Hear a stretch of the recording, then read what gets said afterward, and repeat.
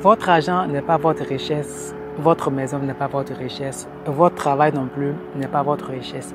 Mais quelle est votre richesse? Bienvenue sur Pennyfav Institute. Ici, nous partageons des informations, des expériences qui vont vous permettre de vous connaître, de savoir qui vous êtes et de pouvoir produire de la richesse. Dans cette note de vidéo, je vais t'expliquer pourquoi ta maison, ta voiture, ton travail ne sont pas tes richesses.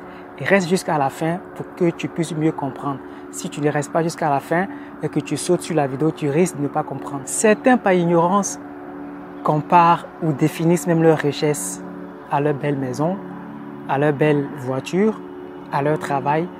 Et tout ça, c'est bien, c'est beau. Je ne suis pas contre toutes ces choses. Mais le problème, est-ce que véritablement ces choses-là constituent notre richesse? Parce que le constat que nous avons fait, c'est que quelqu'un qui dit que son travail, c'est sa richesse, sa fortune, c'est sa richesse, ou alors sa maison, c'est sa richesse. Si cette personne du jour au lendemain arrivait à perdre toutes ces choses extérieures-là, on a l'impression que ces individus dépriment, sont dégoûtés et deviennent malheureux.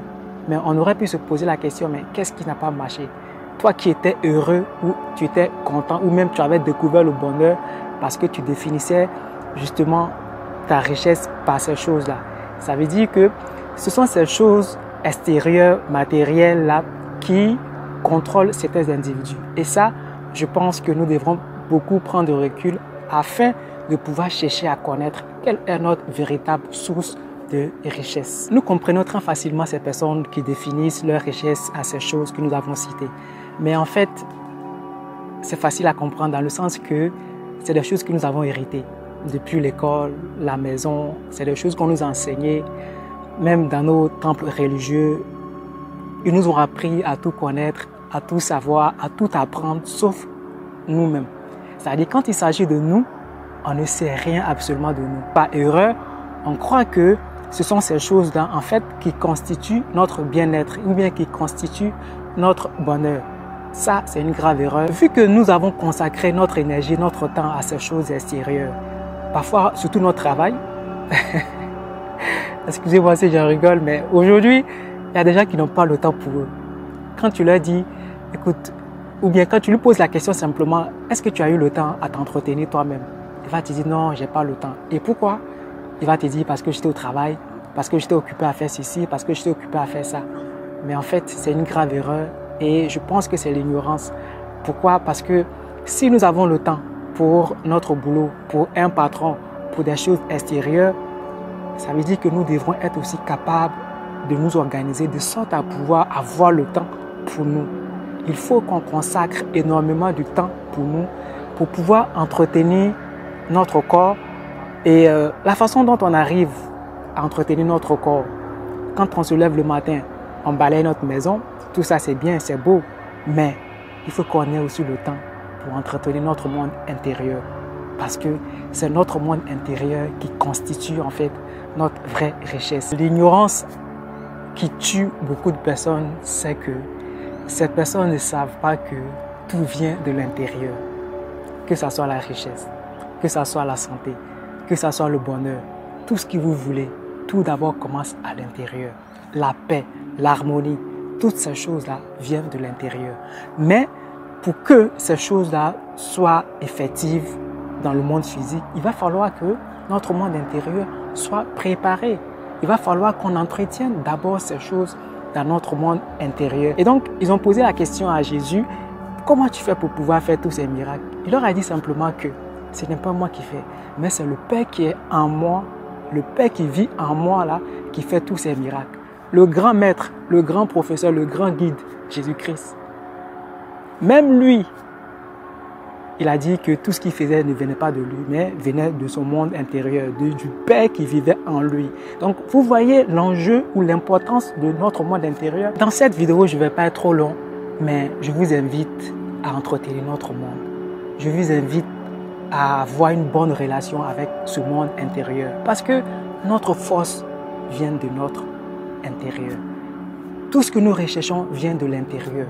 Tout, mais vraiment tout, la paix, le bonheur, tout ce que vous voulez, tout vient de l'intérieur.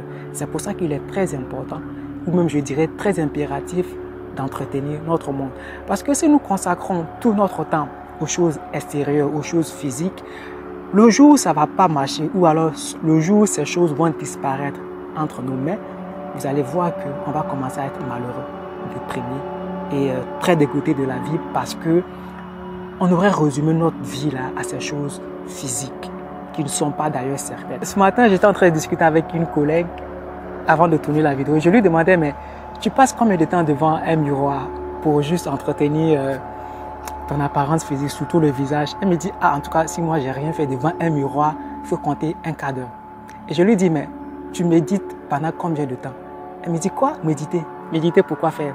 Donc, rien que sa réponse, même déjà, ça fait rigoler. Vous voyez dans quel monde on est? On passe plus de temps à entretenir notre corps, notre apparence physique. C'est bien, c'est beau.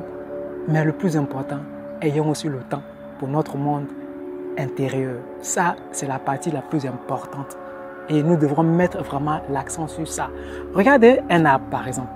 Ce qui fait la force d'un arbre, c'est pas ce que nous voyons, mais c'est plutôt la partie invisible de l'arbre que nous ne voyons pas, notamment ses racines. Ces racines sont invisibles, pourtant, ce sont ces racines-là qui constituent la force d'un arbre. Si vous voulez couper le tronc, faites tout ce que vous voulez sur un arbre, mais tant que ces racines sont bien ancrées dans le sol, du jour au lendemain, ces feuilles vont pousser, l'arbre va continuer à vivre. Il est aussi pareil pour l'être humain. Nous devons entretenir notre monde intérieur parce que c'est ce monde intérieur-là qui constitue et qui fait notre force. Prendre soin de soi, c'est prendre surtout soin de ce monde intérieur. Chercher à harmoniser notre monde intérieur. Chercher à se focaliser sur notre monde intérieur. Tout ce que nous cherchons, même si nous voulons avoir des meilleurs conseillers au monde, faisons confiance à notre monde intérieur et confions-nous en notre monde intérieur. Vous savez, toutes les grandes guerres qui ont eu lieu sur cette terre ont commencé d'abord à l'intérieur des individus. Oui, tout a commencé à l'intérieur. Avant de faire quoi que ce soit, tout commence d'abord à l'intérieur. Je vais vous prendre un exemple très banal, mais en fait, c'est des choses que nous avons faites, mon grand frère et moi. C'est la petite confession. Quand on était très petit, surtout pour ce qui concerne chipper les pièces sur la table, c'est des choses qu'on prenait le temps. Quand on voit une pièce d'argent, on ne la prenait pas tout de suite. On prenait le temps de réfléchir, de mettre en place toute une stratégie pour ne pas se faire attraper. Parce que il faut réfléchir de telle sorte que quand cette pièce va disparaître, qu'on ne sache pas que c'est toi qui l'as prise. Chers amis, prenons soin de notre corps, prenons soin de notre apparence physique, mais aussi surtout ayons le temps. Il ne serait même 10 minutes ou 20 minutes dans la journée de prendre aussi soin de notre monde intérieur, car c'est là que vient notre force. Pénéfa Institut vous servir notre devoir.